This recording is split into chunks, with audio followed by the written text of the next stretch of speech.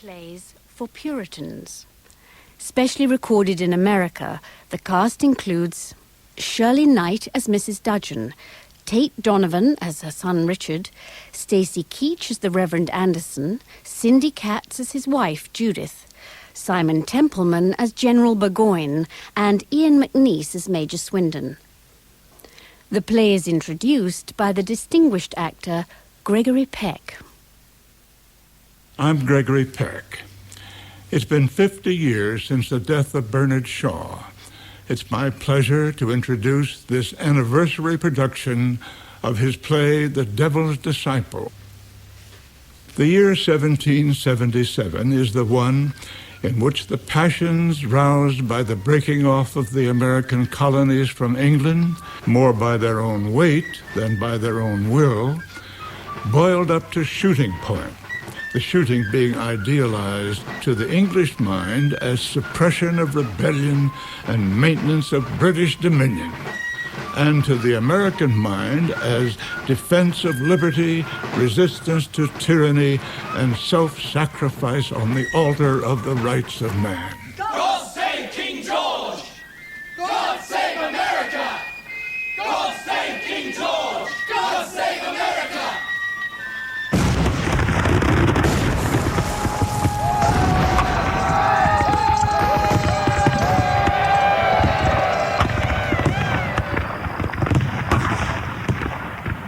Into the merits of these idealizations it is not here necessary to inquire.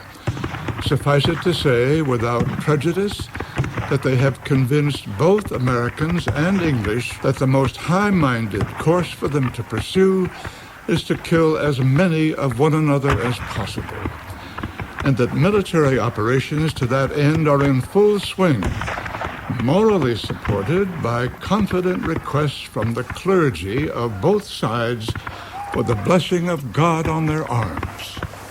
May God have mercy on your soul, Peter Dudgeon. Executioner.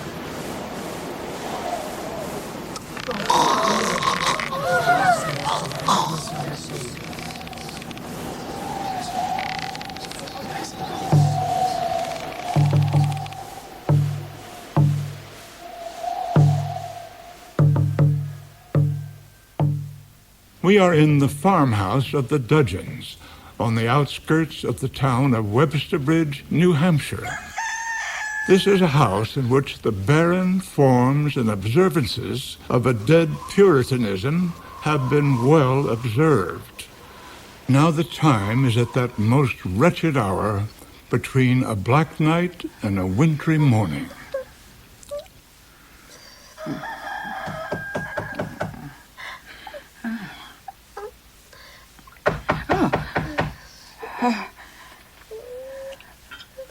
Well, why don't you open the door, girl? Oh, dear, dear me. This is... Wake up, girl, wake up.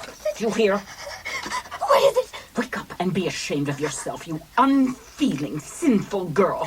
Falling asleep like that, and your father hardly cold in his grave. I didn't mean to. I dropped off Oh, earlier. you've got plenty of excuses, I dare say. Dropped off. Why don't you get up and let your uncle in after me waiting up all night for him? Oh, never mind. I'll open the door. Much good you are to wait up. Go and mend that fire a bit.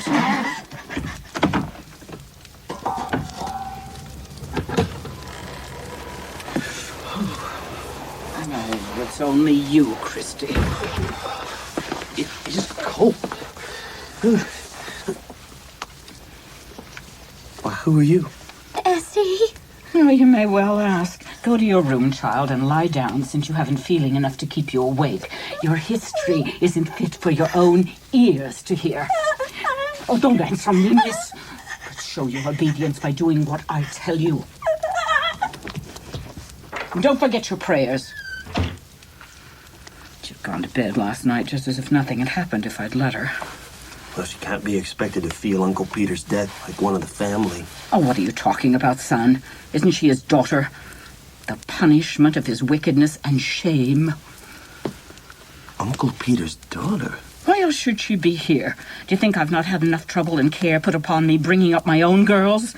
Let alone you and your good-for-nothing brother without having your uncle's bastards. She may hear you. Oh, let her hear me, Christy. People who fear God don't fear to give the devil's work its right name.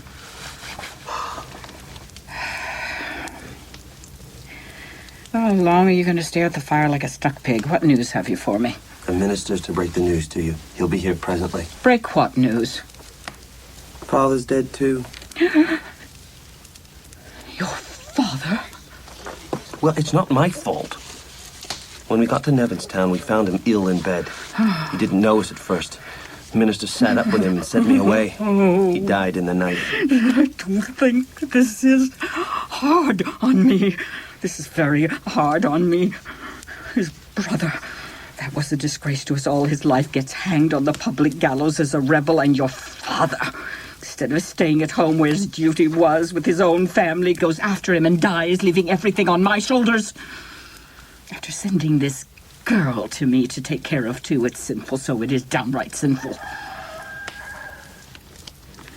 I think it's going to be a fine morning after all. A fine morning, and your father newly dead. Where's your feelings, child? Well, I didn't mean any harm. I suppose a man may make a remark about the weather, even if his father's dead. A nice comfort my children are to me. One son a fool, the other a lost sinner that's left his home to live with smugglers and gypsies and villains, the scum of the earth. That's the minister. Well, aren't you going to let Mr. Anderson in?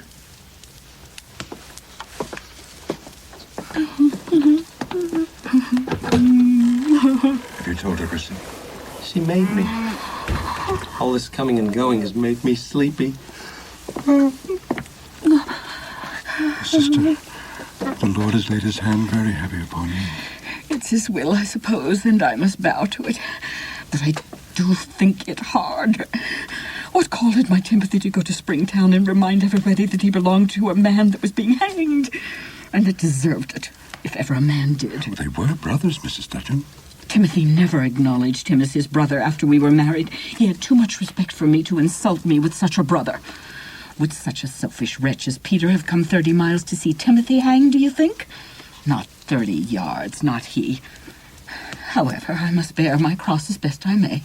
Least said is soonest mended. Your eldest son was present at the execution, Mrs. Dudgeon. Richard? Yes. Let it be a warning to him. He may end that way himself, the wicked, dissolute, godless. Did Timothy see him? Yes. Well. He only saw him in the crowd. They did not speak. Your husband was greatly touched and impressed by his brother's awful death. Well, wasn't it only natural, Mrs. Dudgeon? He softened towards his prodigal son. In that moment, he sent for him to come to see him. Sent for Richard? Yes, but Richard would not come. He sent his father a message. But I'm sorry to say it was a wicked message, an awful message. What was it? That he would stand by his wicked Uncle Peter and stand against his good parents in this world and the next. He'll be punished for it. He'll be punished for it in both worlds.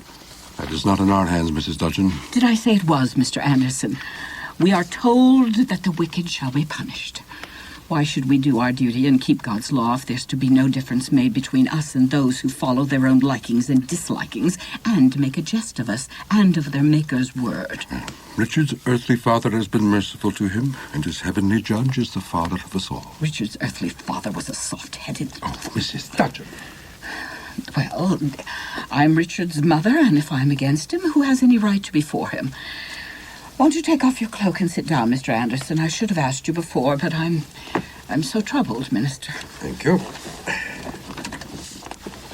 Has Christy told you about the new will?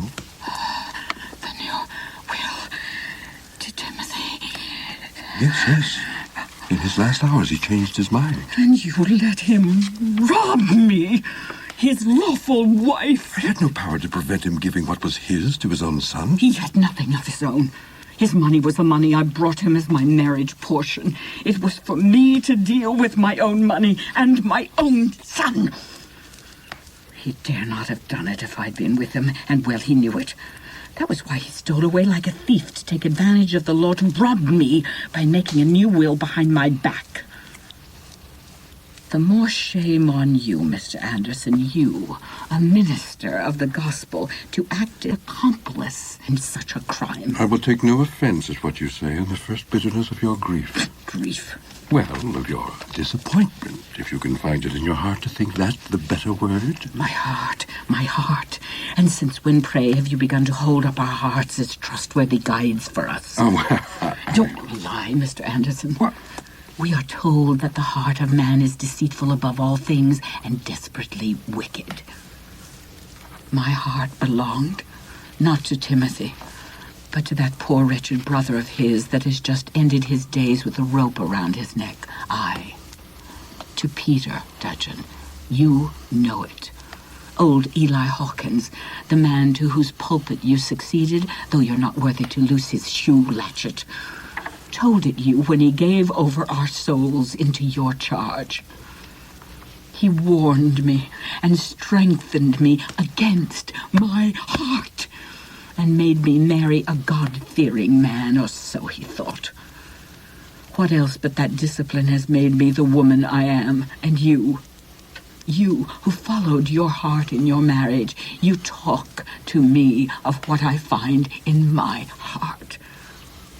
Go home to your pretty wife, man, and leave me to my prayers. the Lord forbid that I should come between you and the source of all comfort. I shall take my leave. The Lord will know what to forbid and what to allow without your help. And whom to forgive, I hope. Eli Hawkins and myself, if we have ever set up our preaching against God's law. Just one word on necessary business, Mrs. Dudgeon. There is the reading of the will to be gone through, and your son Richard has a right to be present. He is in the town, but he has the grace to say that he does not want to force himself in here. He shall come here. Does he expect us to leave his father's house for his convenience? Let them all come, and come quickly and go quickly. They shall not make the will an excuse to shirk their half-day's work. I shall be ready, never fear. Mrs. Dudgeon, I used to have some little influence over you. When did I lose it? When you married for love. Now you're answered. Yes, I am answered.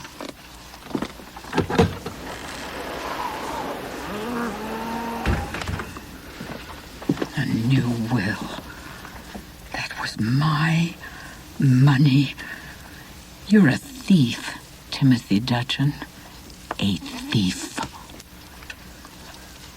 And the will's to be read here in my home. Christy. Christy! Lazy good-for-nothing. Get up out of that chair and be ashamed of yourself sleeping, your father dead. Well, do you suppose we're never going to sleep until we're out of mourning? I want none of your sulks. Now here, help me move this table. Shall the minister back here with the lawyer and all the family to read the will before you've done toasting yourself? Now, go and wake that girl and then light the stove in the shed. You can't have your breakfast here. Oh, and mind you, wash yourself and make yourself fit to receive the company. Wine. And the glasses. Now mind. There are 10 biscuits there. Let there be 10 there when I come back after dressing myself. Oh. And keep your fingers off the raisins in that cake until I see the same. I suppose I can trust you to bring in the case of stuffed birds without breaking the glass. You better put the inkstand instead for the lawyer. That's no answer to make to me, sir. Now go and do as you're told. Stop. Take down the shutter before you go and let the daylight in. You can't expect me to do all the heavy work at the house with a great lot like you idling about. Here's the minister's wife. What? Is she coming here? Yes. What does she want troubling me at this hour before I'm properly dressed to receive people? You better ask her. You better keep a civil tongue in your head. Now go and get yourself ready. Tell that girl to come to me as soon as she's had her breakfast, and tell her to make herself fit to be seen before the people. Oh, nice manners, that. Come in. Oh, it's you, is it, Mrs. Anderson? Yes. Can I do anything for you, Mrs. Dodgen? Can I help to get the place ready before they come to read the will? Thank you, Mrs. Anderson. My house is always ready for anyone to come into. Yes, indeed it is.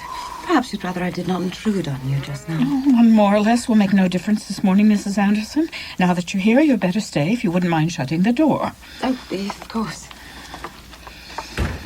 That's better. I must go and tidy myself a bit. I suppose you don't mind stopping here to receive anyone that comes until I'm ready. Oh, yes, certainly. Leave that to me, Mrs. Dodgen, and take your time. I thought that would be more in your way than getting the house ready. Oh, here you are, Essie. Well, come here. Let me see you. Stand still, child.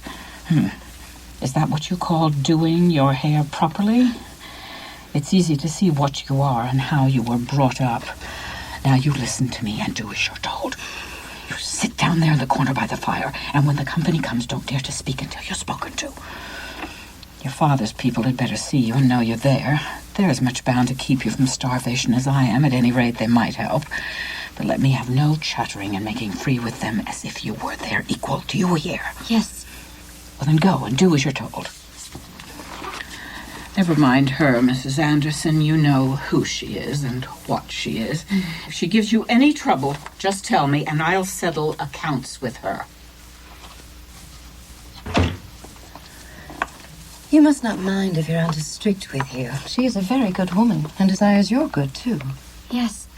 You're not going to be sullen, I hope, Essie. No. That's a good girl.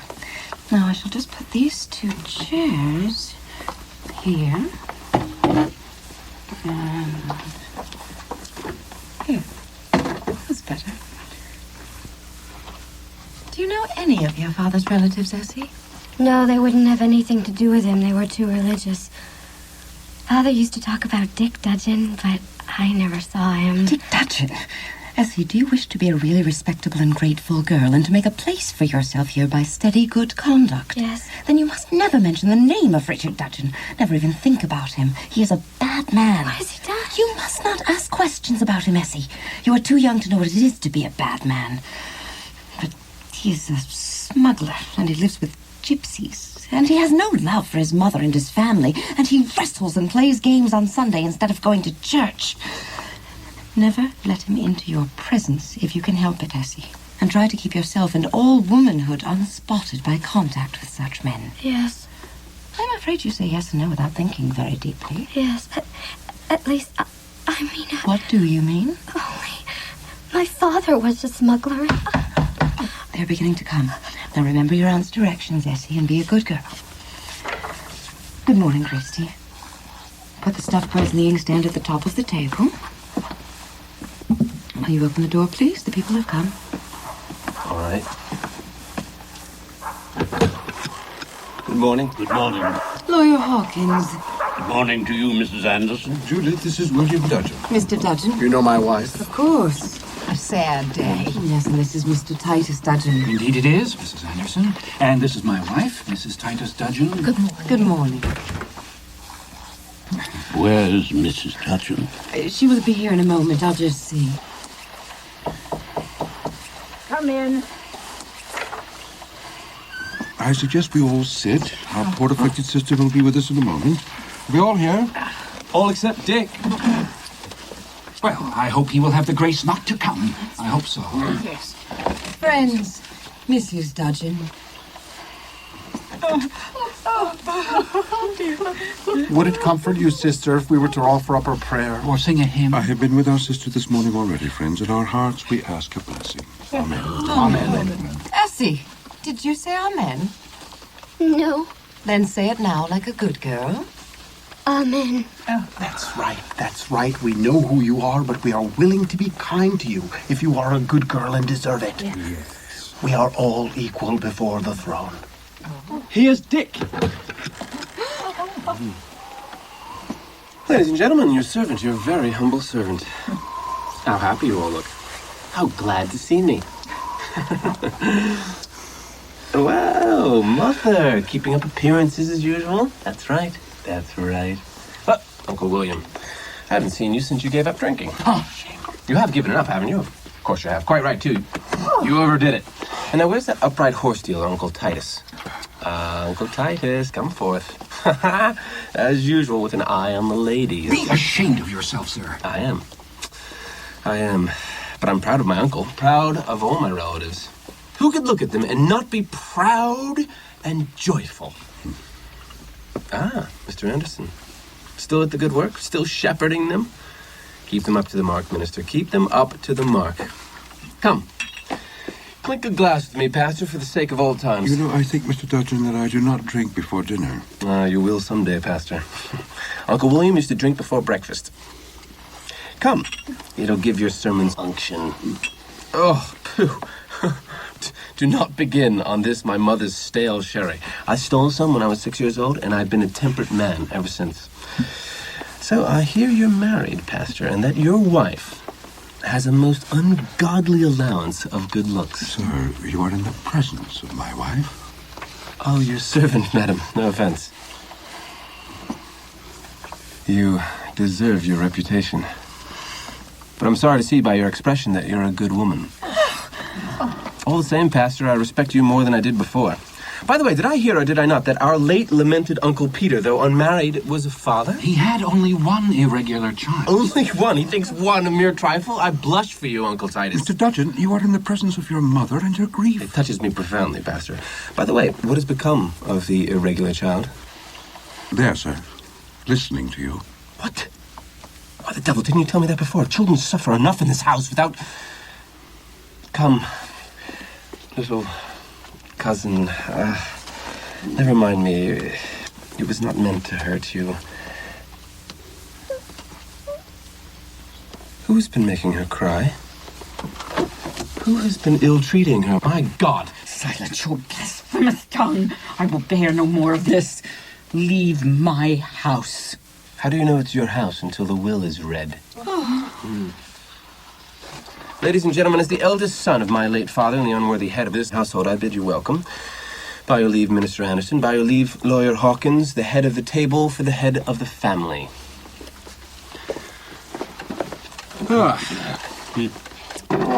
We meet on a melancholy occasion. A father dead, an uncle actually hanged and probably damned. Oh, that's right. Pull your longest faces. Provided only there is hope in the eyes of the child. Now then, Lawyer Hawkins, business.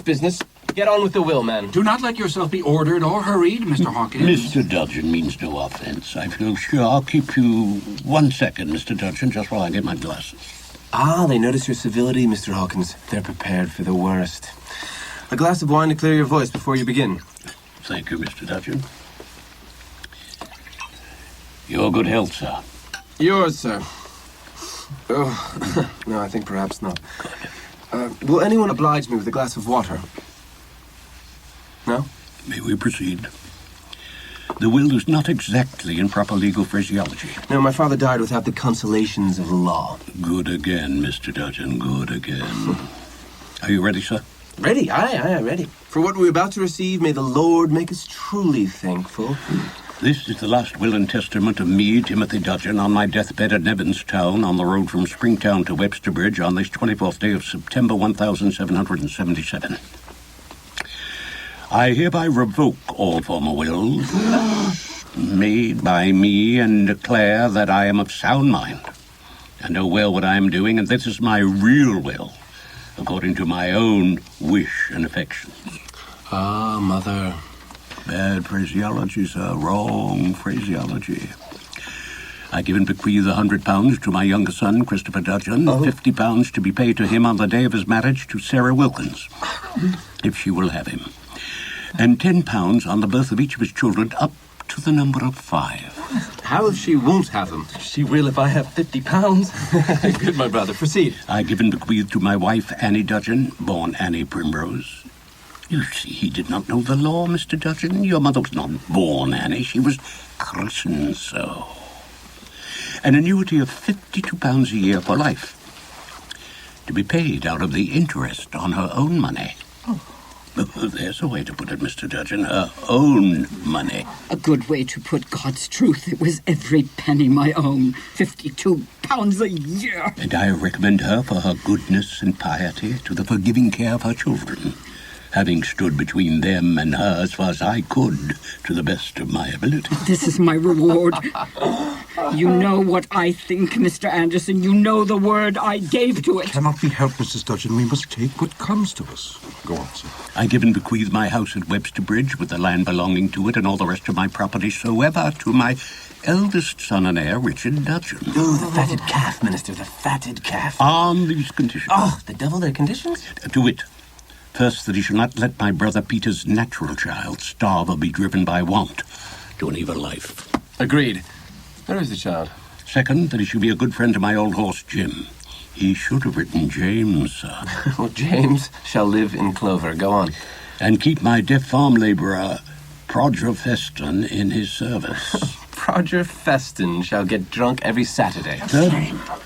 Third, that he make Christy a present on his marriage out of the ornaments in the best room. There you are, Christy. You can take the stuffed birds. I'd rather have the china peacocks. You shall have both. Oh. Go on. Fourthly and lastly, that he shall try to live at peace with his mother, as far as she will consent to it. Anything more, Mr. Hawkins? Finally, I give and bequeath my soul into my Maker's hands, humbly asking forgiveness for all my sins and mistakes, and hoping that he will so guide my son Richard, that it may not be said that I have done wrong in trusting to him, rather than to others, in the perplexity of my last hour in this strange place. Amen. Amen. Amen. My mother does not say amen. Mr. Hawkins, is that a proper will? Remember, I have his rightful, legal will drawn up by yourself, leaving all to me. This is a very wrongly and irregularly worded will, Mrs. Dudgeon, though it contains, in my judgment, an excellent disposal of his property. That is not what you are asked, Mr. Hawkins. Is it a legal will? The courts will sustain it against the other. But why, if the other is more lawfully worded? Because, sir, the courts will sustain the claim of a man, and that man the eldest son, against any woman, if they can. I warned you, Mrs. Dudgeon, when you got me to draw that other will, that it was not a wise will, and that though you might make him sign it, he would never be easy until he revoked it. But you wouldn't take advice, and now Mr. Richard is cock of the walk. And where have you been? How dare you go out by yourself after the orders I gave you? He asked for a drink. Who asked for a drink? He did. What, I? Oh, Essie! Essie! No. I believe I did. And now, please, will you fill my glass? What? Afraid of me? No,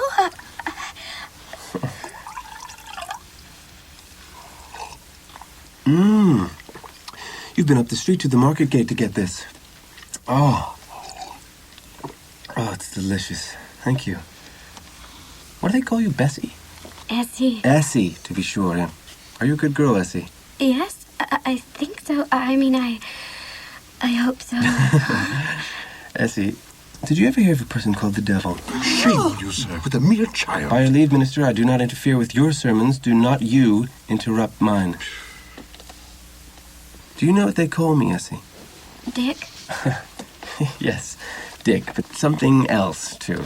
They call me the devil's disciple. Why do you let them? Because it's true. I was brought up in the other service, but I knew from the first that the devil was my natural master and captain and friend. I saw that he was in the right, and that the world cringed to his conqueror only through fear. I prayed secretly to him, and he comforted me and saved me from having my spirit broken in this house of children's tears. I promised him my soul and swore on oath that I would stand up for him in this world and stand by him in the next. And that promise, that oath made a man of me.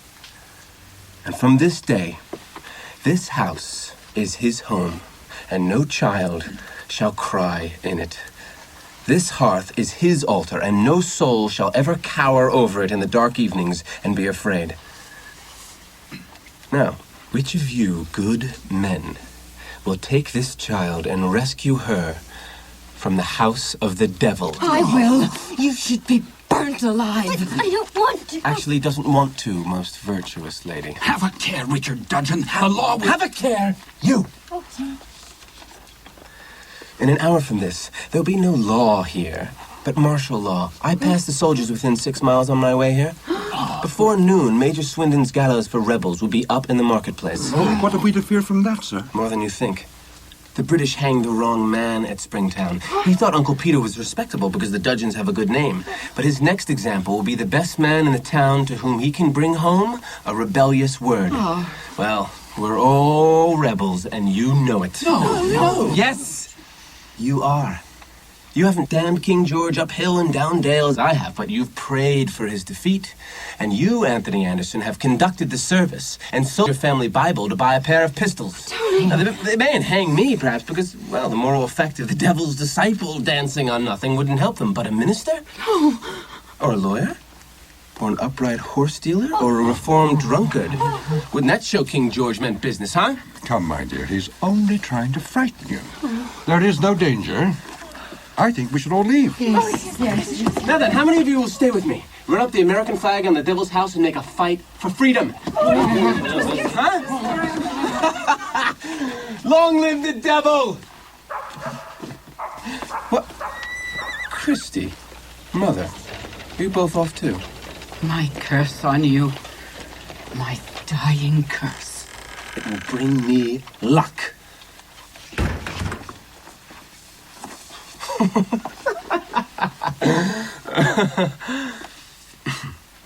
Mayn't I stay? What?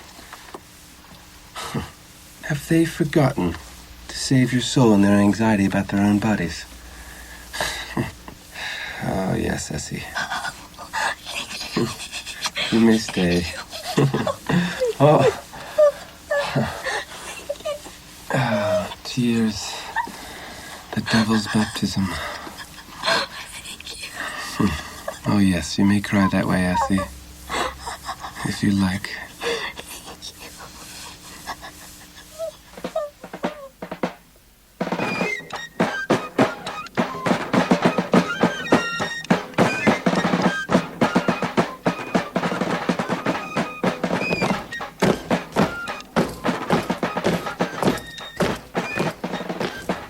Minister Anderson's house is in the main street of Webster Bridge, not far from the town hall.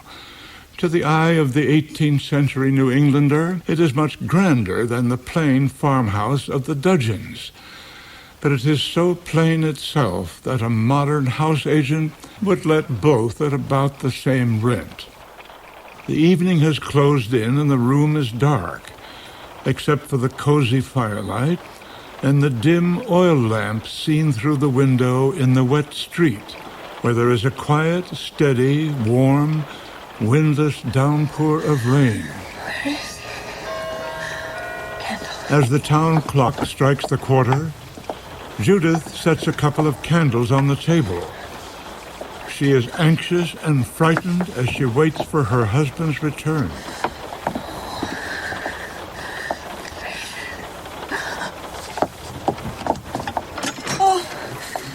Here you are at last. At last, I've been so frightened. Take care, my love, I'm wet. Wait till I get my cloak off and place it by the fire to dry.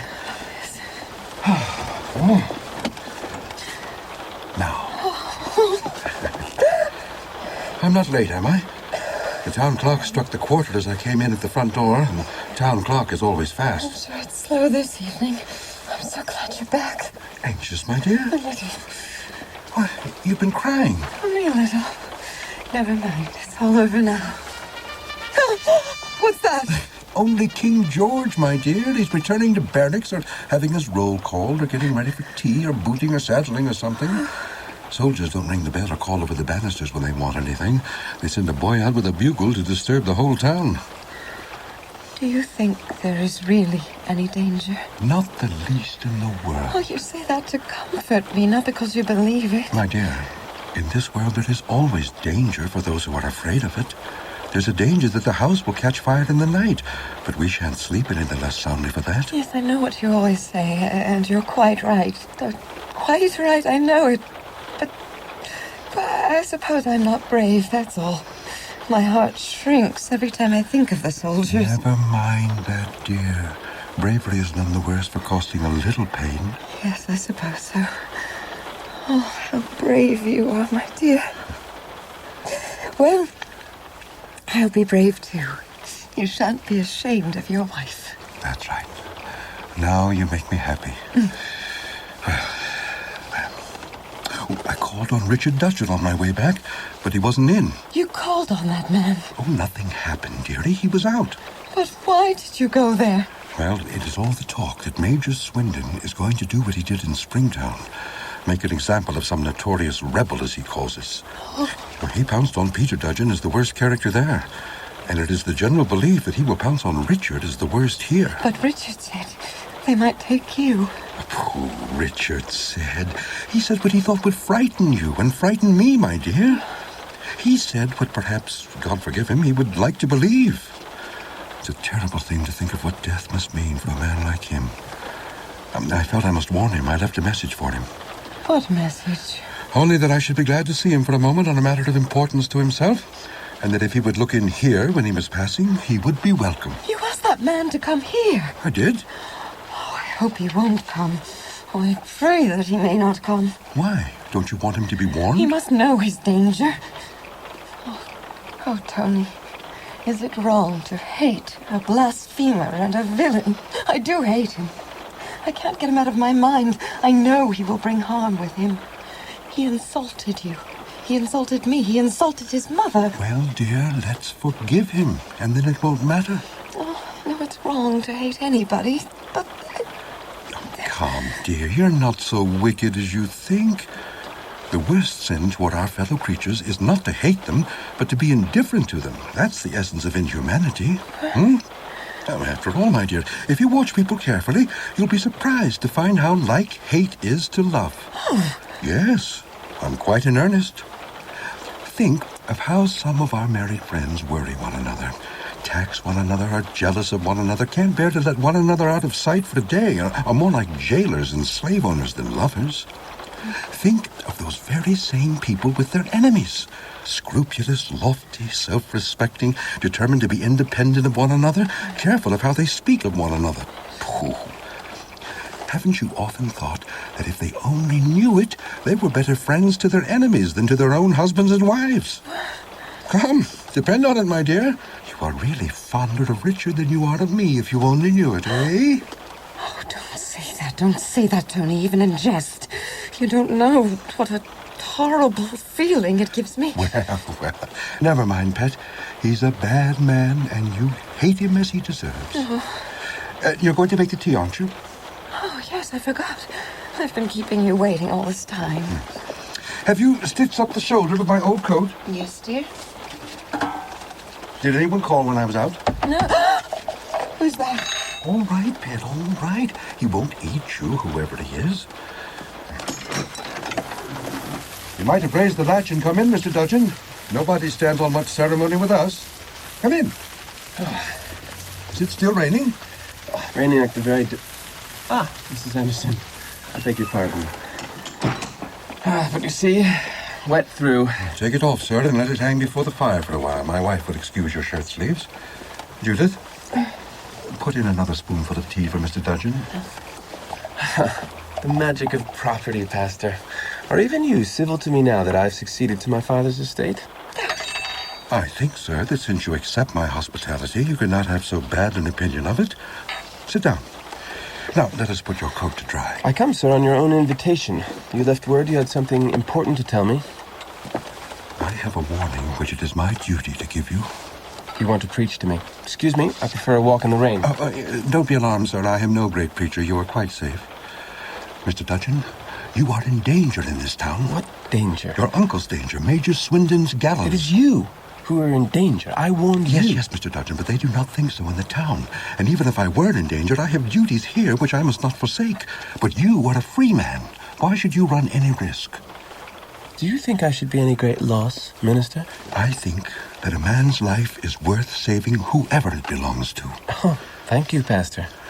Come, you'll have a cup of tea to prevent you catching cold. I observe that Mrs. Anderson is not quite so pressing as you are, Pastor. You are welcome for my husband's sake. I know I'm not welcome for my own, madam. But I think I will not break bread here, Minister. Give me a good reason for that. Because there is something in you that I respect. And that makes me desire to have you my enemy. That's well said. On those terms, sir, I will accept your enmity or any man's. Judith, Mr. Dudgeon will stay to tea. Sit down. Sit down. We'll take a few minutes to draw by the fire. There. I was just saying to my wife, Mr. Dudgeon, that enmity... Please, tell me. Well, I mustn't tell you, I see. But it was nothing that need leave us worse friends. Enemies, I mean. Judith is a great enemy of yours. If all my enemies were like Mrs. Anderson, I should be the best Christian in America. You hear that, Judith? Mr. Dudgeon knows how to turn a compliment. Oh, who is that? Oh, are you here? Yes, begone, fool. Mrs. Anderson doesn't want the whole family to tea at once. Mother's very ill. Well, does she want to see me? No. I thought not. She wants to see the minister at once. Oh. Well, not before you've had some tea. I shall enjoy it more when I come back, dear. The rain's over. You won't need a cloak. Oh. Where is your mother, Christy? At Uncle Titus's. Have you fetched the doctor? No, she didn't tell me to. Go on there at once. I'll overtake you on his doorstep. Wait a moment. Your brother must be anxious to know the particulars. Not I. He doesn't know, and I don't care. Be off, you oaf! We shall all know soon enough. Well, perhaps you will let me bring you the news myself. Judith, would you give Mr. Dudgeon his tea and keep him here until I return? Oh, must I? My dear, I can depend on you. Yes. Thank you. You will not mind two old people like us, Mr. Dudgeon. I shall not say good evening. You will be here when I come back.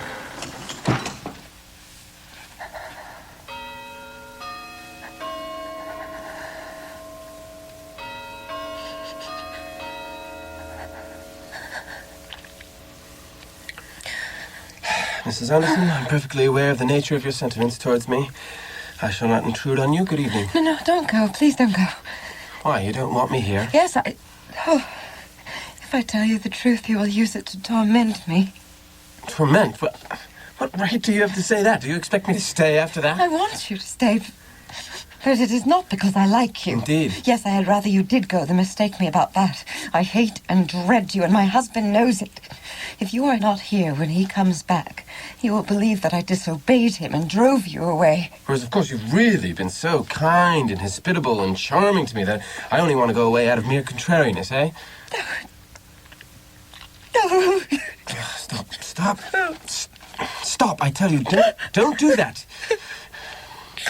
He wrung my heart by being a man, made you tear it by being a woman. Has he not raised you above my insults like himself? There. That's right. You're better now, aren't you? Don't touch me. Don't dare touch me. Ah, that's better. You are yourself again, so is Richard. Well, shall we go to tea like a quiet, respectable couple and wait for your husband's return? If you please. I'm sorry to have been so foolish. There's some food warm on the fender. I'm sorry for your sake that I am what I am. Allow me. Will you sit down? Do you take sugar? No, but plenty of milk. Thank you. Let me give you some toast. Oh, thanks. Here's your tea. Thanks. Won't you help yourself? Oh, thanks. Don't you like it? You are not eating anything. Neither are you. Well, I never care much for my tea. Please don't mind me. I'm thinking, it's all so strange to me. I can see the beauty and peace of this home. I think I've never been more at rest in my life than at this moment, and yet I know quite well I could never live here. It's not my nature, I suppose, to be domesticated. But it's very beautiful. It's almost holy. Why do you laugh? I was thinking that if any stranger came in here now, he would take us for man and wife. You mean, I suppose, that you are more my age than he is? I never thought such a thing. I see there's another side to domestic joy. I would rather have a husband whom everybody respects than... Than the devil's disciple? You're right, but I dare say your love helps him to be a good man. just as your hate helps me to be a bad one. My husband has been very good to you. He has forgiven you for insulting him, and he is trying to save you. Can you not forgive him for being so much better than you are? How dare you belittle him by putting yourself in his place? Did I? Yes, you did. You said that if anybody came in, they would take us for man and... The English soldiers? Oh, what do they... Stop! Or outside, go in with me.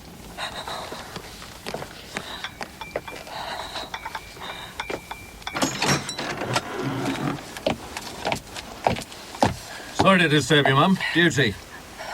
Anthony Anderson. I arrest you in King George's name as a rebel. But that is not... My dear? Come, Parson. Put your coat on. Come along. Yes, I'll come. Where is, my cloak? Ah. Here it is, yeah. Did you ever arrest a man in my cloth before, Sergeant? Well, no, sir. At least only an army chaplain. I'm sorry, sir, but duty... Ah, handcuffs. Well, I'm not ashamed of them. Thank you kindly for the apology, Sergeant. One gentleman to another, sir. Wouldn't you like to say a word to your missus, sir, before you go? Oh, we shall meet again before... No, oh, of course, sir. No call for the lady to distress herself. Still, your last chance, sir. My love, this gallant gentleman is good enough to allow us a moment of leave-taking. Sir, you two, look away. He's trying to spare you the truth, but you had better know it. Are you listening to me? Yes. Do you understand that I am going to my death? Remember, you must find our friend who was with us just now. Do you understand? See that you get him safely out of harm's way. Don't, for your life, let him know of my danger. But if he finds out, tell him that he cannot save me. They would hang him, and they would not spare me. And tell him that I am steadfast in my religion, as he is in his, and that he may depend on me to the death. Oh. And now, my dear, I'm afraid the sergeant will not believe that you love me like a wife unless you give me one kiss before I go. It's murder. No, only a kiss for his sake. I can't. You must. Oh, my poor girl. Oh.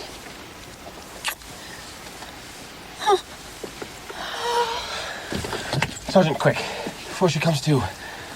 The handcuffs? Never mind, sir, I'll trust you. You're a game one. You ought to have been a soldier, sir. Between them two, please. Goodbye, wife. Goodbye, home. Off for the drums, and quick march! Prisoner, let's go! Quick, march!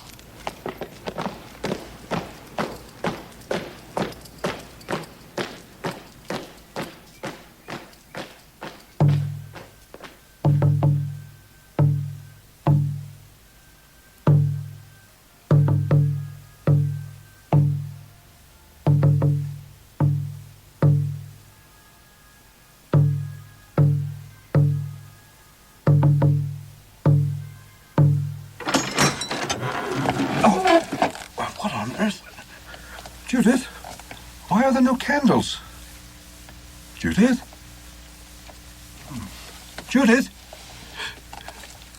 Judith? Yes. Did you call? What's the matter? I've just come in and found you lying here with the candles burned out and the tea poured out and cold. What has happened? I don't know. Have I been asleep? I suppose... I don't know. Heaven forgive me, I left you alone with that scoundrel. Poor pet. What shall I do? Oh, my God, what shall I do? Never mind, my Judith. It was all my fault. Come, you're safe now. You're not hurt, are you? There, that's right. If only you're not hurt, nothing else matters. No, I'm not hurt. Oh, thank heaven for that. Now, come now, rest. You can tell me about it tomorrow. Or you shall not tell me at all, if it worries you. There. I'll make you some fresh tea. That will set you up again. Tony. Yes, dear? Do you think we are only in a dream now? Perhaps so, Pet. But you may as well dream a cup of tea when you're about it. Oh, stop. You don't know. My dear, what is it? I can't bear it any longer. You must tell me. It was all my fault. I was mad to trust him. No, don't say that. You mustn't say that. Oh, no, I can't. Darling, don't speak to me. Take my hands, both my hands. Make me think of you, not of him. There's danger, frightful danger. But it is your danger. And I can't keep thinking of it. I can't. My mind goes back to his danger. He must be saved. No, you must be saved. You. Oh, heaven help me. Calmly, my pet. You're quite distracted. I may well be. I don't know what to do. I must save him. What do you want? I was to come to you. Who told you to, Essie? Are you here? Of course he is. Don't be foolish, child. Gently, Jarvis. You'll frighten her. Come here, Essie. Who sent you? Dick, he sent me word by a soldier. I was to come here at once and do whatever Mrs. Anderson told me. A soldier? Oh, I see it all now. They've arrested Richard. No, I asked the soldier, Dick's safe? But the soldier said you had been taken. I? All right, dear, I understand. Thank you, Essie, for coming. But I don't need you now. You may go home. Are you sure Dick has not been touched? Perhaps he told the soldier to say it was the minister, Mrs. Anderson. Do you think it could have been that? I tell her the truth if it is so, Judith. She will learn it from the first neighbor she meets in the street. What will they do to him? What will they do to him?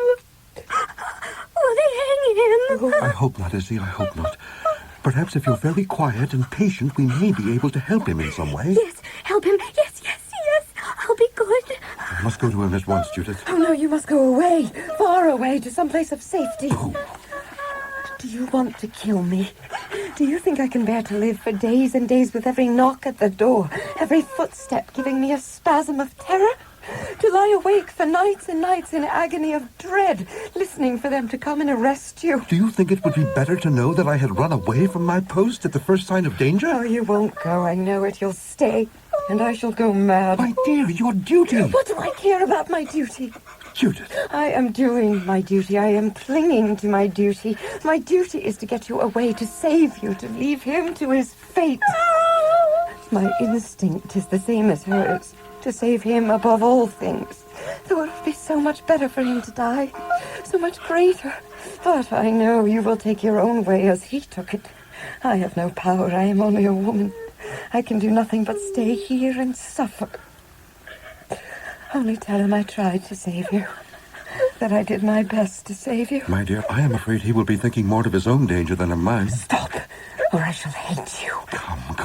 How am I to leave you if you talk like this? You're quite out of your senses. Essie? Yes? Just wait outside a moment like a good girl. Mrs. Anderson is not well. Never fear, I'll come to you presently, and I'll go to Dick. You are sure you will go to him? You won't let her prevent you? No, it's all right. There's a good girl. You are going to your death. Then I shall go in my best coat, dear. Well, what? My dear, it seems that Richard has gone in my best coat. Yes. Did the soldiers make a mistake? Yes, they made a mistake. He might have told them. Poor fellow, he was too upset, I suppose. Yes, he might have told them. So might I. Well, it's all very puzzling. It's almost funny. It's curious how these little things strike us, even in the most... I'd better take him his own coat. Well, I know what he'll say. Anxious about my soul, Pastor, and also about your best coat, eh? Yes, that is just what he will say to you. It doesn't matter. I shall never see either of you again. Oh, pooh. Is that how you keep your promise that I shan't be ashamed of my brave wife? No, this is how I break it. I cannot keep my promises to him. Why should I keep my promises to you? What? Don't speak so strangely, my love. It sounds insincere to me. Insincere? Yes, dear. Nonsense is always insincere, and my dearest is talking nonsense. Just nonsense. I wish I knew what has frightened you so. Was there a struggle? Did he fight? No, he smiled. Did he realize his danger, do you think? He realized yours. Mine? He said, see that you get him safely out of harm's way. I promised. I can't keep my promise. He said, don't for your life let him know of my danger. I've told you of it. He said that if you found out, you could not save him. That they will hang him and not spare you. And you think that I will let a man with that much good in him die like a dog? Well, a few words might make him die like a Christian. I'm ashamed of you, Judith. He will be steadfast in his religion as you are in yours. And you may depend on him to the death. He said so. God forgive him. What else did he say? He said goodbye. Oh, poor fellow, poor fellow. You said goodbye to him in all kindness and charity, Judith, I hope? I kissed him. What? Judith? Are you angry? No, you were right. You were right. Poor fellow, to be hanged like that at his age? And then did they take him away? Then you were here. That's the next thing I remember. I suppose I fainted. Now bid me goodbye, Tony. Perhaps I shall faint again. I wish I could die. No, my dear. You must pull yourself together and be sensible. I am in no danger. Not the least in the world. You are going to your death, Tony. Your sure death. If God will let innocent men be murdered. They will not let you see him. They will arrest you the moment you give your name. It was for you the soldiers came. For me? He took your place.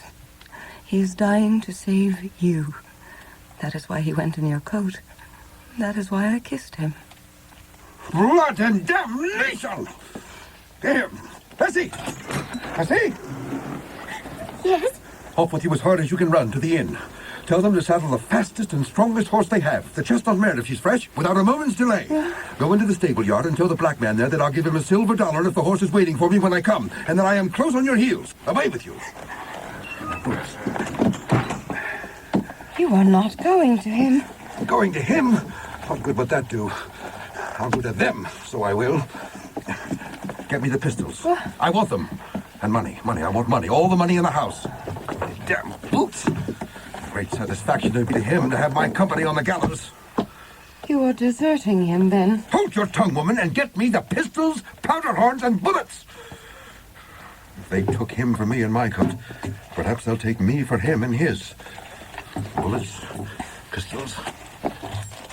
Do I look like him? Horribly unlike him. Here's the money. Now we shall see. Is it of any use to pray, do you think, Tony? Pray? Can we pray Swindon's rope off Richard's neck? God may soften Major Swindon's heart. Let him then. I am not God, and I must go to work another way. Keep that. I've taken $25. Have you forgotten even that you are a minister? Minister be...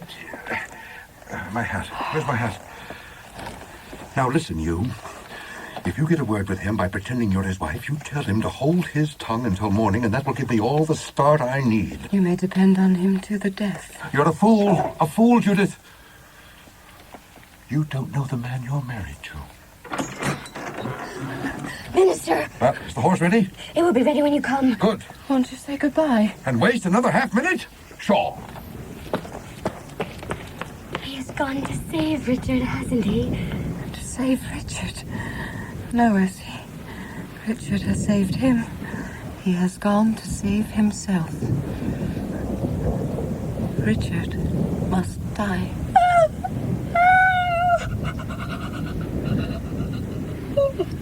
Richard must die.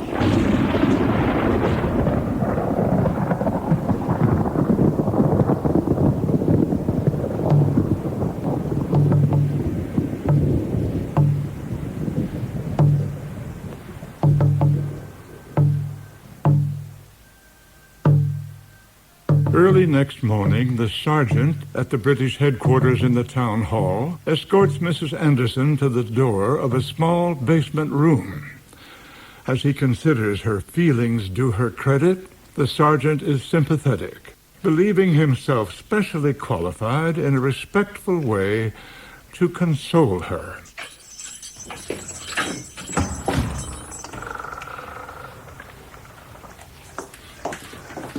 You can have a quiet word with him in here, Mum. Shall I have long to wait? No, Mum, not a minute. We kept him in the Bridewell for the night, and he's just been brought over here for the court-martial. Don't fret, Mum. He slept like a child. He's made a record breakfast. He's in good spirits. Tip-top, Mum. Chaplin looked in to see him last night, and he won 17 shillings off him at Spoil 5. He spent it among us, like the gentleman he is. Duty's duty, Mum, of course, but you're among friends here. There, I think he's coming. Your good lady, sir. What? My wife? My adored one? How long do you allow a broken-hearted husband for leave-taking, Sergeant? As long as we can, sir. We should not disturb you till the court sits. But it has struck the hour. So it has, sir, but there's a delay. General Burgoyne's just arrived. Gentlemanly Johnny, we call him, sir. And he won't have done finding fault with everything this side of half-past. I know him, sir. I served with him in Portugal. You may count on 20 minutes, sir. And may you leave. I won't waste any more of them. Mrs. Anderson, this visit is very kind of you. And how are you after last night? I had to leave you before you recovered, but I sent word to Essie to go and look after you. Did she understand the message? Oh, don't think of me. I haven't come here to talk about myself. Are they going to... At noon, punctually. At least that's when they disposed of Uncle Peter. Oh. Is your husband safe? Is he on the wing? He is no longer my husband. Huh? I disobeyed you. I told him everything. I expected him to come here and save you. I wanted him to come here and save you. He ran away instead. Well, that's what I meant him to do. What good would his staying have done? They'd only have hanged us both. Richard Dudgeon, on your honor, what would you have done in his place? Exactly what he has done, of course. Oh, why will you not be simple with me? Honest and straightforward. If you are so selfish as that, why did you let them take you last night? Upon my life, Mrs. Anderson, I don't know. I've been asking myself that question ever since, and I can find no manner of reason for acting as I did. You know you did it for his sake, believing he was a more worthy man than yourself. No, that's a very pretty reason, I must say, but I'm not so modest as that. No, it wasn't for his sake. Was it for my sake? Well, you had a hand in it. Must have been a little for your sake. You let them take me at all events. Oh, do you think I have not been telling myself that all night? Your death will be at my door. If I could save you as you saved him, I would do it, no matter how cruel the death was. I'm very sure I shouldn't let you. Don't you see that I can save you? How? By changing clothes with me, huh? Don't jest, please. No, by telling the court who you really are. No use. They wouldn't spare me and would spoil half his chance of escaping. They are determined to cow us by making an example of somebody on that gallows out there. Well, let us cow them by showing that we can stand by one another to the death. That is the only force that can send Burgoyne back across the Atlantic and make America a nation. What does all that matter? True. What does it matter? What does anything matter? You see, men have these strange notions, Mrs. Anderson, and women see the folly of them. Women have to lose those they love through them. They can easily get fresh lovers. Do you realize that you are going to kill yourself? The only man I have any right to kill, Mrs. Anderson. Don't be concerned. No woman will lose her lover through my death. Bless you, nobody cares for me. Have you heard that my mother is dead? Dead? Of heart disease. In the night. Her last word to me was her curse. I don't think I could have borne her blessing.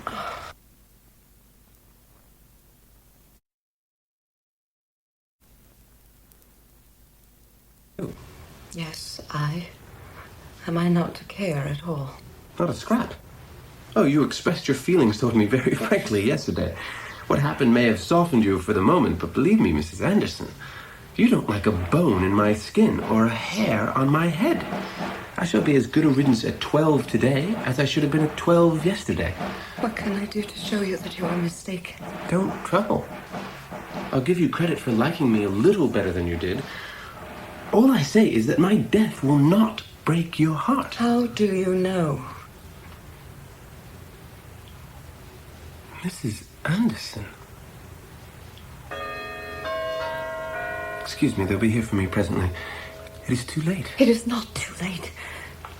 Call me as a witness. They will never kill you when they know how heroically you have acted. Indeed. But if I don't go through with it, where will the heroism be?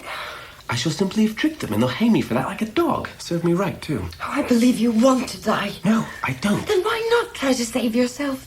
I implore you, listen. You said just now that you saved him for my sake. Yes, a little for my sake. will save yourself for my sake, and I will go with you to the end of the world. Judith. Yes. If I said, to please you, that I did what I did ever so little for your sake, I lied. As men always lie to women.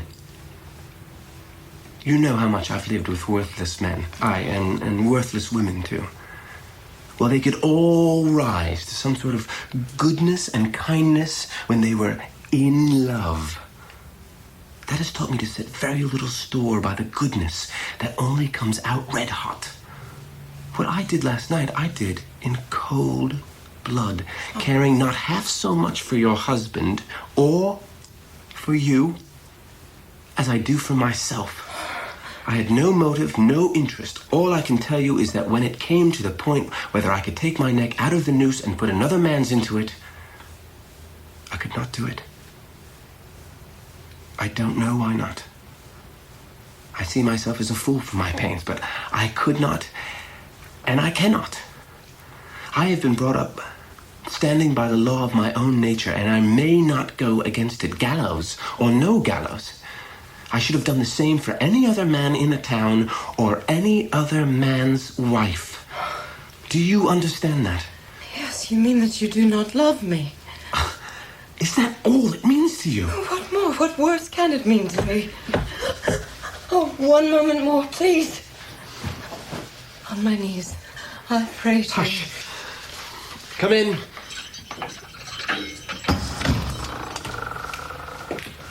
Time's up, sir. Quite ready, Sergeant. Now, my dear. Only one thing more. I entreat, I implore you. Let me be present in the court. I have seen Major Swindon. He said I should be allowed if you asked it. You will ask it. It is my last request. I shall never ask you anything again. I beg and pray it of you. If I do, will you be silent? Yes. You will keep faith. I will keep... Just... Her other arm, Sergeant.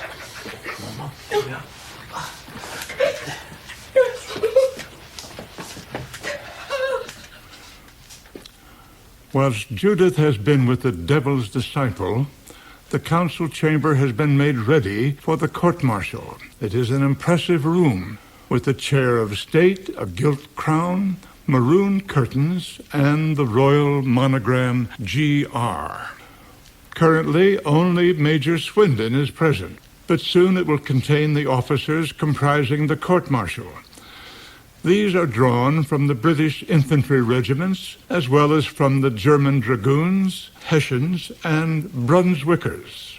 When the sergeant announces the arrival of Gentlemanly Johnny, his manner is subdued, which suggests that General Burgoyne has been making his presence felt rather heavily. The General, sir. Major Swindon, I presume? Yes, General Burgoyne, if I mistake not. I am glad to have the support of your presence this morning. It is not a particularly lively business hanging this poor soul of a minister. No, sir, it is not. It's making too much of the fellow to execute him. What more could you have done if you'd been a member of the Church of England? Martyrdom, sir, is what these people like. It's the only way in which a man can become famous without ability. However, you have committed us to hanging him, and the sooner he is hanged, the better. We have arranged it for 12 o'clock.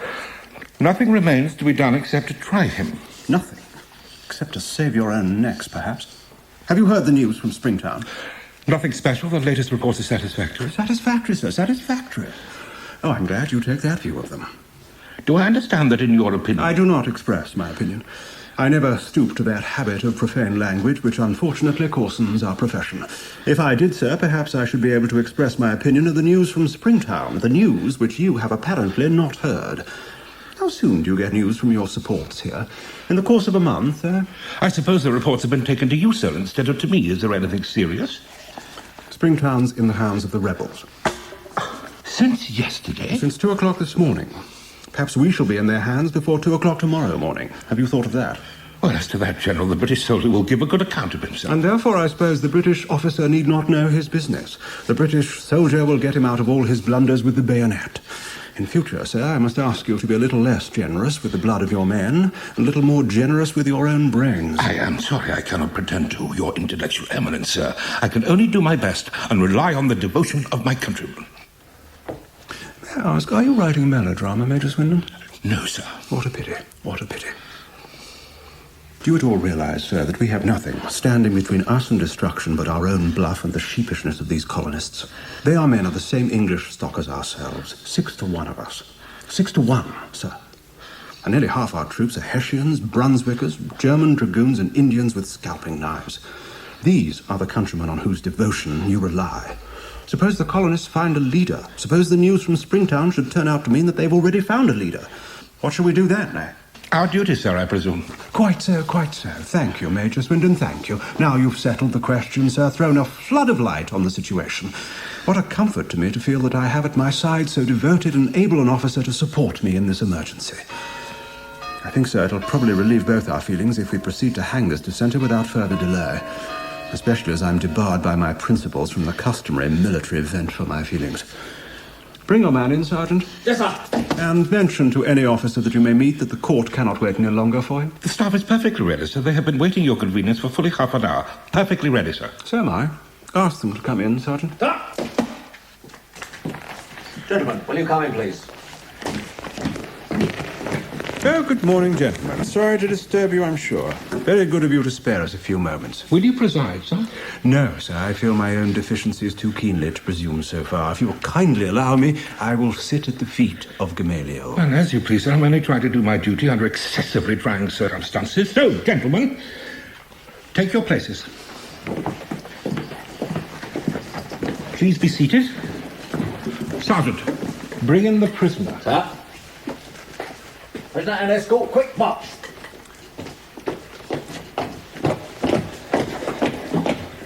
Who's that woman? Prisoner's wife, sir. She begged me to allow her to be present, and I thought... You thought it would be a pleasure for her. Quite so, quite so.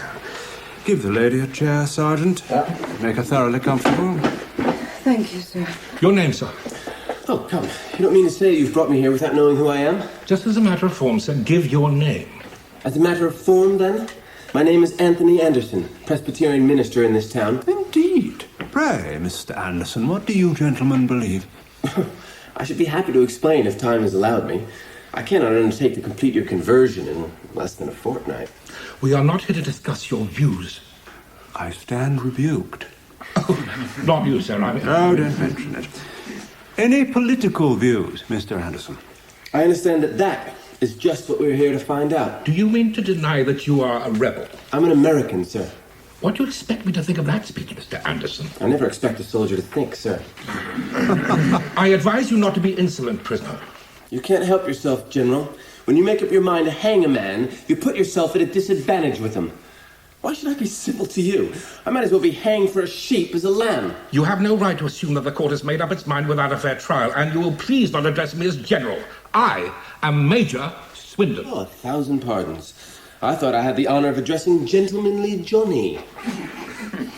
I believe I am Gentlemanly Johnny, sir, at your service. My more intimate friends call me General Burgoyne. Ah. You will understand, sir, I hope, since you seem to be a man of some spirit in spite of your calling, that if we should have the misfortune to hang you, we shall do so as a mere matter of political necessity and military duty without any personal ill feeling. Oh, quite so. That makes all the difference in the world, of course. Can you? You promised to be silent. Believe me, madam, your husband is placing us under the greatest obligation by taking this very disagreeable business so thoroughly in the spirit of a gentleman.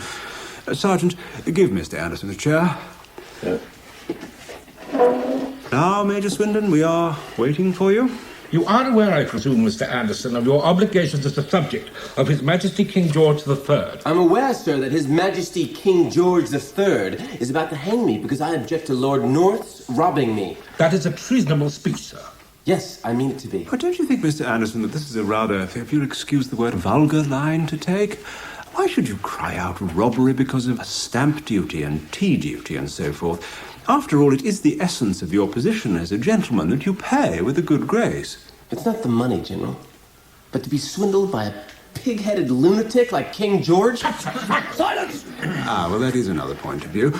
My position does not allow of my going into that except in private, but course, Mr. Anderson, if you are determined to be hanged, there's nothing more to be said.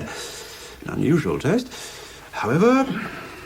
Shall we call witnesses, General? What need is there for witnesses? If the townspeople here had listened to me, you would have found the streets barricaded, the houses loopholed, and the people in arms to hold the town against you to the last man. But you arrived, unfortunately, before we had got out of the talking stage, and then it was too late. Well, sir, we shall teach you and your townspeople a lesson they will never forget. Have you anything more to say? You might have the decency to treat me as a prisoner of war and shoot me like a man instead of hanging me like a dog. Now there, Mr. Anderson, you talk like a civilian, if you'll excuse my saying so. Have you any idea of the average marksmanship of the army of His Majesty King George III? If we make a firing party for you, what will happen? Half of them will miss you, the rest will make a mess of the business and leave you to the Provost Marshal's pistol, whereas we can hang you in a perfectly workmanlike and agreeable way. Let me persuade you to be hanged, Mr. Anderson. God! Remember your promise. Thank you, General. That view of the case did not occur to me before. To oblige you, I withdraw my objection to the rope. Hang me by all means. Will 12 o'clock suit you, Mr. Anderson? I shall be at your disposal then, General. Nothing more to be said, gentlemen. Oh, you are not going to murder a man like that without a proper trial, without thinking of what you are doing, without... Is this how you keep your promise? If I am not to speak, you must. Defend yourself, save yourself. Tell them the truth. I have told the truth enough to hang me 10 times over. If you say another word, you will risk other lives. But you will not save mine. My good lady, our only desire is to save unpleasantness. What satisfaction would it give you to have a solemn fuss made with my friend Swindon in a black cap and so forth? I'm sure we are greatly indebted to the admirable tact and gentlemanly feeling shown by your husband. Oh, you are mad. Is it nothing to you? What wicked thing you do, if only you do it like a gentleman? Is it nothing to you whether you are a murderer or not, if only you murder in a red coat? You shall not hang him. That man is not my husband. I appeal to you, gentlemen, put an end to this. She will not believe that she cannot save me. Break up the court. One moment, Mr. Anderson. One moment, gentlemen. Let me understand you clearly, madam. Do you mean that this gentleman is not your husband, or merely, I wish to put this with all delicacy, that you are not his wife? I don't know what you mean. I say that he is not my husband, that my husband has escaped. This man took his place to save him. Ask anyone in town, send out into the street for the first person you find there, and bring him in as a witness. He will tell you that the prisoner is not Anthony Anderson. Sergeant? Yes, sir? Go out into the street and bring in the first townsman you see there. Yes, sir? The first clean, sober townsman you see there. Yes, sir? Sit down, Mr. Anderson. If I may call you so for the present. Sit down, madam, whilst we wait. Give the lady a newspaper to read. Shame. If you are not her husband, sir, the case is not a serious one for her. I'm sorry, I couldn't help it. You will understand, of course, Mr. Anderson, that you must not build on this little incident. We are bound to make an example of somebody. I quite understand. I suppose there's no use in my explaining. I think we should prefer independent testimony, if you don't mind. Yes, Sergeant. Dispatches, sir. Delivered by a corporal of the 33rd. Dead beat with hard riding, sir. Let me see. And one sober, clean townsman, sir. Now then, forward. Attention, and take your hat off. Don't be frightened, you fool. You're only wanted as a witness. They're not going to hang you. What's your name? Christopher Dudgeon, you blatant idiot. Give your full name. Be silent, prisoner. You must not prompt the witness. Well, very well, but I warn you, you'll get nothing out of him unless you shake it out of him. He's been too well brought up by a pious mother to have any sense or manhood left in him. Where is the man who brought these dispatches? In the guardroom, sir. Right, excuse me. Do you know Anthony Anderson, the Presbyterian minister? Of course I do. Is he here? I don't know. Do you see him? No. You seem to know the prisoner. You mean Dick? Which is Dick? Him? What is his name? Dick? Answer properly, you jumping jackass. What do they know about Dick? Well, you are Dick, ain't you? What am I to say? Please address me, sir, and do you, the prisoner, be silent. Tell us who the prisoner is. He's my brother, Dick Richard Dudgeon. Your brother? Yes.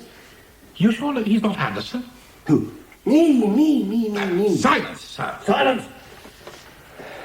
He wants to know, am I Minister Anderson? Tell him, and stop grinning like a zany. You, Pastor Anderson?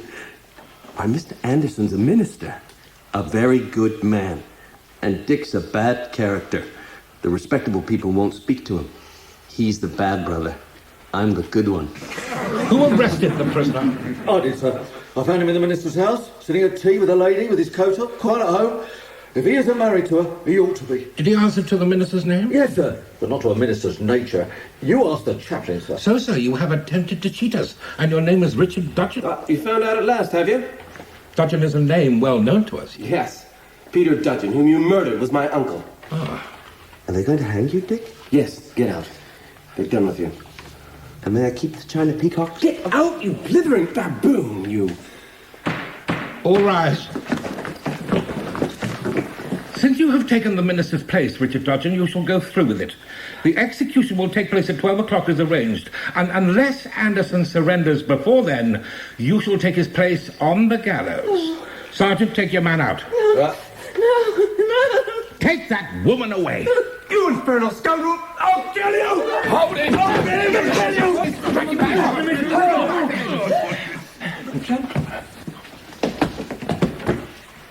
Gentlemen, what is this? What's happening? Mr. Anderson, I'm astonished at you. I'm sorry I disturbed you, General. I merely wanted to strangle your understrapper there. Why do you raise the devil in me by bullying the woman like that? You oatmeal-faced dog, I'd twist your cursed head off with the greatest satisfaction. Here, handcuff me, will you? Or I'll not undertake to keep my fingers off him. Shall I, sir? Have you addressed profane language to the lady, Major Swindon? No, sir, certainly not. The question should not have been put to me. I ordered the woman to be removed as she was disorderly, and the fellow sprang at me.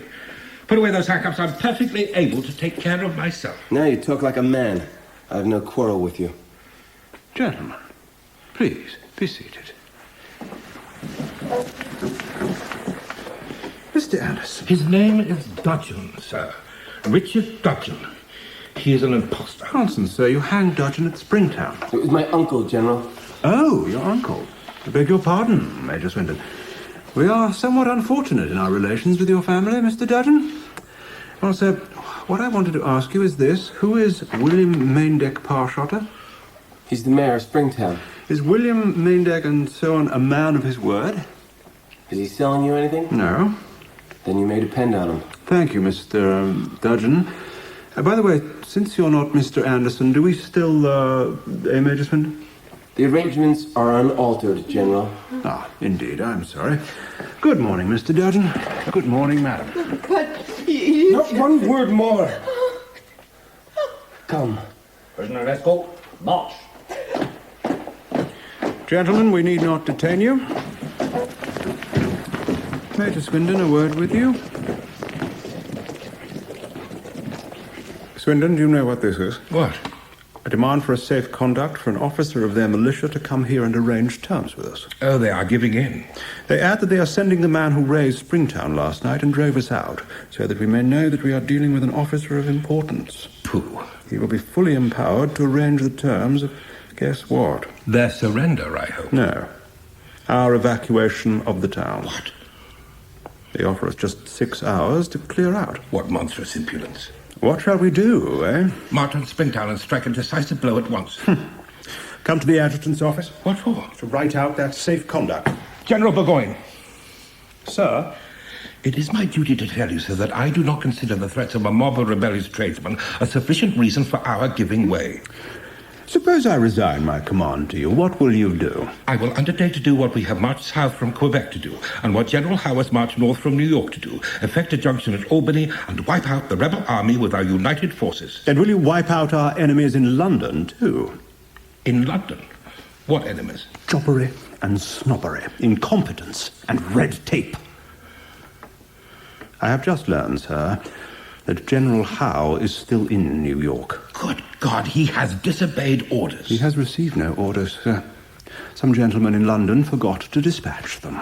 He was leaving town for his holiday, I believe. To avoid upsetting his arrangements, England will lose her American colonies. And in a few days, you and I will be at Saratoga with 5,000 men to face 18,000 rebels in an impregnable position. Impossible.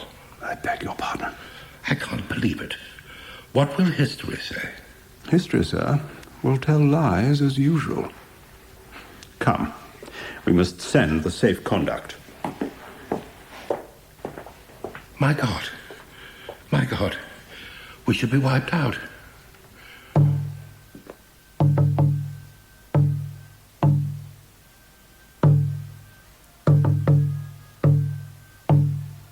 As noon approaches, there is excitement in the marketplace.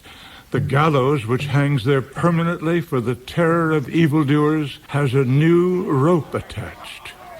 The Webster Bridge townsfolk are present in force and in high spirits, for the news has spread that it is the devil's disciple, and not the minister that King George and his terrible general are about to hang.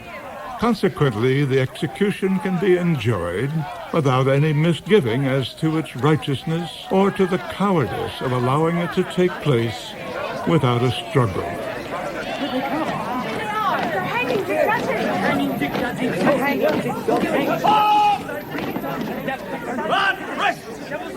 Now then, out of it with you, out of it.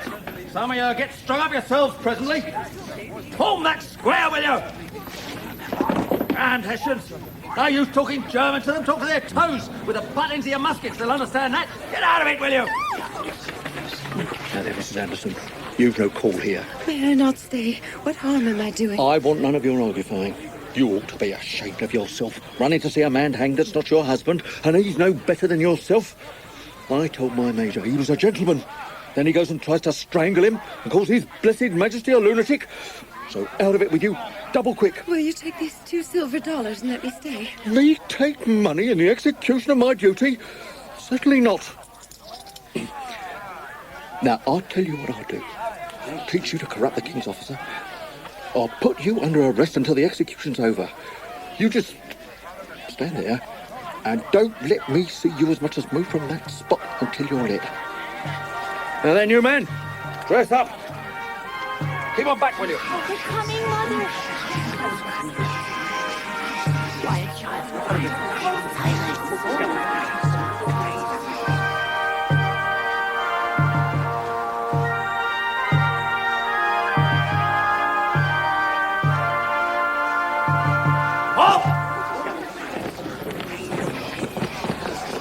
Executioner!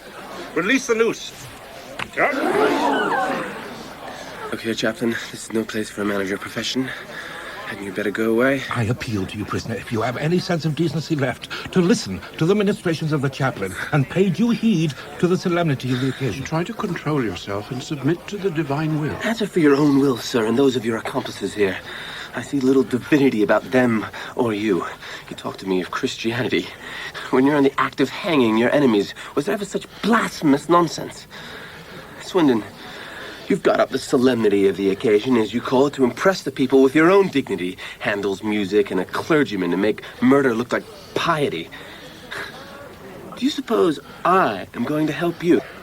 You've asked me to choose the rope because you don't know your own trade well enough to shoot me properly. Well, hang away, and have done with it. Can you do nothing with him, Mr. Brudenell? I will try, sir. Man that is born of woman hath... Thou shalt not kill. Well, what have I to say, Mr. Dudgeon? Let me alone, man, can't you? I think, Mr. Brudenell, that as the usual professional observances seem to strike Mr. Dudgeon as incongruous under the circumstances, you'd better omit them until Mr. Dudgeon can no longer be inconvenienced by them. Very well, General. You seem in a hurry, Mr. Dudgeon. Do you think this is a pleasant sort of thing to be kept waiting for? You've made up your mind to commit murder. Oh. Well, do it and have done with it. Mr. Dudgeon, we're only doing this because you're paid to do it. Oh, I'm really sorry that you should think that, Mr. Dudgeon. If you knew what my commission cost me and what my pay is, you'd think better of me. I should be glad to part with you on friendly terms. Hark ye, General Burgoyne. If you think that I like being hanged, you're mistaken. I don't like it, and I don't mean to pretend that I do. And if you think I'm obliged to you for hanging me in a gentlemanly way, you're wrong there, too. I take the whole business in devilish bad part. And the only satisfaction I have in it is that you'll feel a good deal meaner than I'll look when it's over. Now, let's get it over. What is she doing here? This is no place for you. Oh, John. No, go away, go away. You'll unnerve me. Take her away, will you? Won't you bid me goodbye? Goodbye. Goodbye. Now go, quickly. How is this? Why is she within the line? I don't know, sir. She's that artful. I couldn't keep her away. You were bribed. No, sir. Fall back. Sir. General, take her away. Do you think I want a woman near me now? Here, madam. You'd better keep inside the lines, but stand here behind us and don't look. Take the president to the gallows, executioner. No, I must stay. I won't look. Mrs. Anderson. Quite so. Do not disturb her in prayer, Mr. Brunel. That will do very nicely. Now then, are those preparations made? It's almost 12, and we must not detain Mr. Dudgeon. Ready, sir. Have you anything more to say, Mr. Dudgeon? It wants 2 minutes of 12 still. Your watch is 2 minutes slow by the town clock, which I can see from here, General. Amen.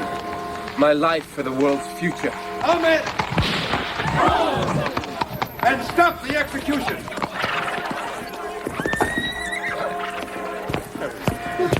I am Anthony Anderson, the man you want. Indeed. Then you are just in time to take your place on the gallows. Sergeant, arrest him. There's my safe conduct, sir. Safe conduct? Are you? I am. Tell these men to take their hands off me. Let him go. Fall back. Thank God I was in time. Ample time, sir. Plenty of time. I should never dream of hanging any gentleman by an American clock. Yes, we are some minutes ahead of you already, General. Now, tell them to take the rope from the neck of that American citizen. Executioner? Sure. Kindly undo, Mr. Dudgeon. Sure.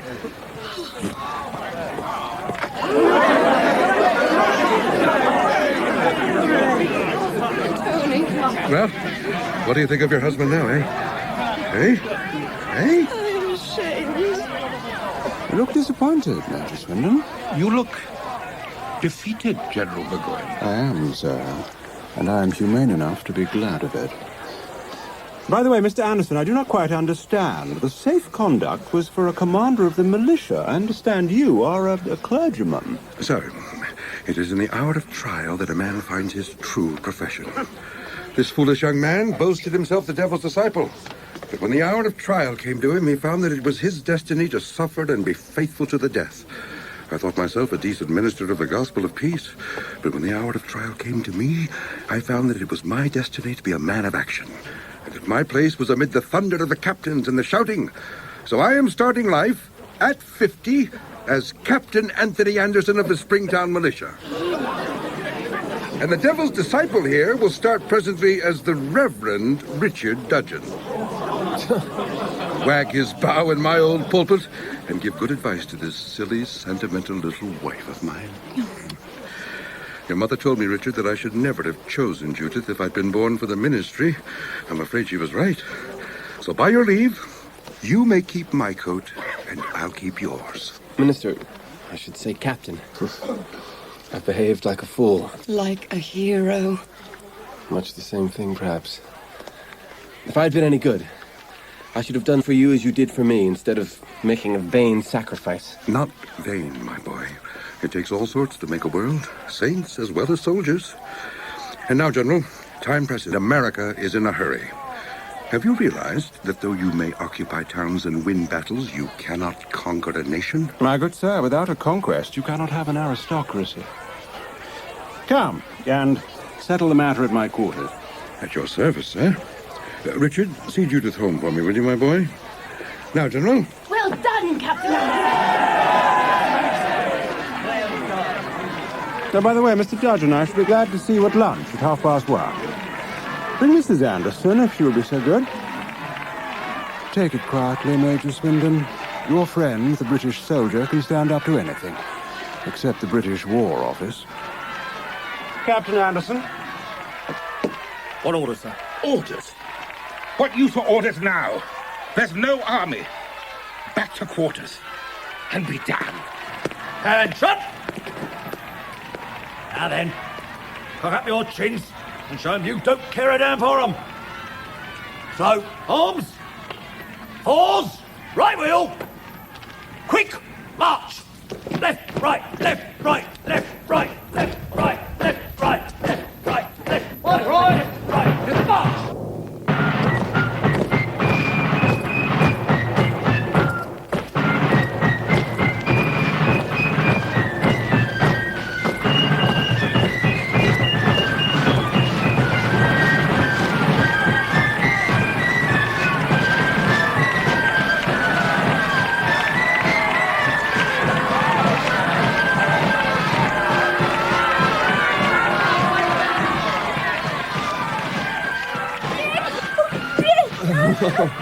Oh, no, Wesley, come.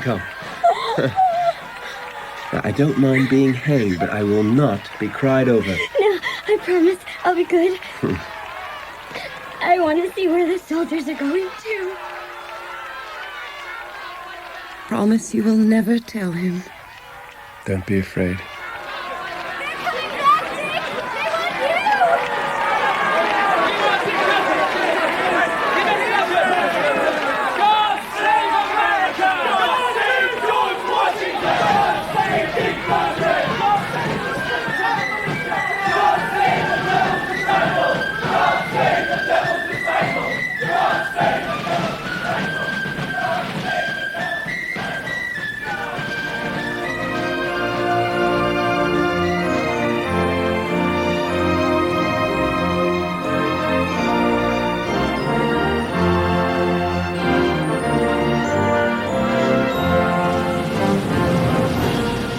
That was The Devil's Disciple by Bernard Shaw.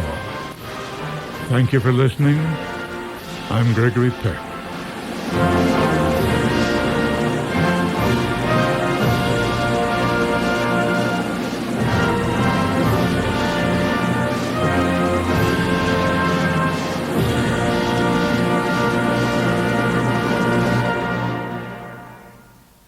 The cast was as follows. The Americans. The Reverend Anderson was played by Stacy Keach. Mrs. Dudgeon was played by Shirley Knight, Dick Dudgeon by Tate Donovan, and Judith Anderson by Cindy Katz. Christy Dudgeon was played by Paul Goutrecht, Essie by Melissa Greenspan, and Lawyer Hawkins by Norman Lloyd. Uncle William, John Chardier, Mrs. William Dudgeon, Jane Carr, Uncle Titus, Frank Muller, Mrs. Titus Dudgeon, Carolyn Seymour. The British. General Burgoyne was played by Simon Templeman, Major Swindon by Ian McNeice, the Sergeant by Kenneth Danziger, and the Reverend Brudenell by Peter Dennis. The soldiers and townsfolk were students of the Department of Theatre, Film and Television, University of California, Los Angeles, under the supervision of Michael Hackett. Gregory Peck broadcasts as part of his ongoing commitment to the Los Angeles Library Foundation. Technical presentation was by Warren Dewey, assisted by Jody Riskowitz, and recorded at Warren Dewey Studios, Los Angeles. The director was Martin Jenkins. The Devil's Disciple is a Jarvis and Ayres production for BBC Radio 3. And as part of this 50th anniversary, here's a word now from the author. In his preface to 3 Plays for Puritans, Bernard Shaw reveals truths about his melodrama, The Devil's Disciple, some home truths about its contemporary critics, and the awful truth about one particular performance. This insight from Mr. Shaw is performed by Martin Jarvis. The trumpet is an instrument that grows on one. And sometimes my blasts have been so strident that even those who are most annoyed by them have mistaken the novelty of my shamelessness for novelty in my plays and opinions. Take, for instance, The Devil's Disciple. It does not contain a single, even passably novel incident. Every old patron of the Adelphi pit would, were he not beglamoured in a way presently to be explained, recognize the reading of the will, the oppressed orphan finding a protector, the arrest, the heroic sacrifice, the court-martial, the scaffold, the reprieve at the last moment, as he recognizes beefsteak pudding on the bill of fare at his restaurant. Yet, when the play was produced in 1897 in New York by Mr. Richard Mansfield, with a success that proves either that the melodrama was built on very safe old lines, or that the American public is composed exclusively of men of genius, the critics, though one said one thing and another as to the play's merits, yet all agreed that it was novel, original as they put it, to the verge of audacious eccentricity. Now this, if it applies to the incidents, plot, construction, and general professional and technical qualities of the play, is nonsense. For the truth is, I am in these matters a very old-fashioned playwright. When a good deal of the same talk, both hostile and friendly, was provoked by my last volume of plays, Mr. Robert Buchanan, a dramatist who knows what I know and remembers what I remember of the history of the stage, pointed out that the stage tricks by which I gave the younger generation of playgoers an exquisite sense of quaint unexpectedness had done duty years ago in Cool as a Cucumber, Used Up, and many forgotten farces and comedies of the Byron Robertson school, in which the imperturbably impudent comedian, afterwards shelved by the reaction to brainless sentimentality, was a stock figure. It is always so, more or less. The novelties of one generation are only the resuscitated fashions of the generation before last. But the stage tricks of the Devil's Disciple are not, like some of those of Arms and the Man, the forgotten ones of the 1860s, but the hackneyed ones of our own time. Why, then, were they not recognized? Partly, no doubt, because of my trumpet and cartwheel declamation. The critics were the victims of the long course of hypnotic suggestion by which GBS the journalist manufactured an unconventional reputation for Bernard Shaw the author. In England, as well, the spontaneous recognition of real original work begins with a mere handful of gates itself so slowly that it has become a commonplace that genius demanding is remedy for this sedulous advertisement. I have advertised. Well, I'm sorry, we seem to have a technical problem with On Diabolonian Ethics by Bernard Shaw. So before we join Paul Giddery for choir works, his music by composer George Bernard Shaw did more than anyone else to champion in Britain in the 1890s, Richard Wagner. The prelude